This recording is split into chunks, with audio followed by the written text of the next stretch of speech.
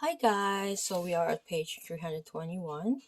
Okay, so we are featuring pelvis of the thigh.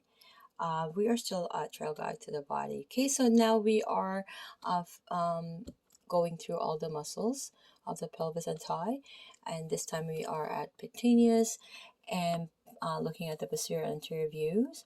Okay, so the origin and the insertion of pectineus and gracilis. Okay, so when do you use your adductors is when you're ice skating or doing a crossover step when turning.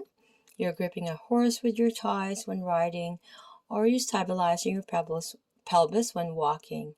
Okay, so if you can see the image here, right, on the interior view showing the origins of the adductors. Okay, so the right hip and right thigh and hip, left thigh and hip. See the pectineus, the adductor longus, adductor brevis, and the gracilis, and the adductor magnus.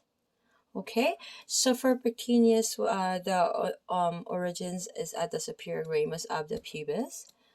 Okay, pectinal line of the femur is the insertion, and a nerve innervation is femoral and obturator L2, L3, and L4.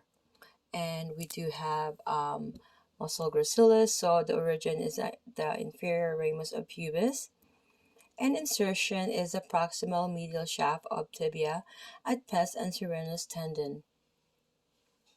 And nerve innervations obturator nerve L2, L3, and L4. Okay, you guys can see again at the image here where the origin of the adductor magnus and the insertion of the adductor magnus. We have here the pectineus, adductor brevis, adductor longus, and this is the adductor magnus. This is showing posterior and anterior view of origins and insertions. Okay, so we're going to be proceeding to page 320.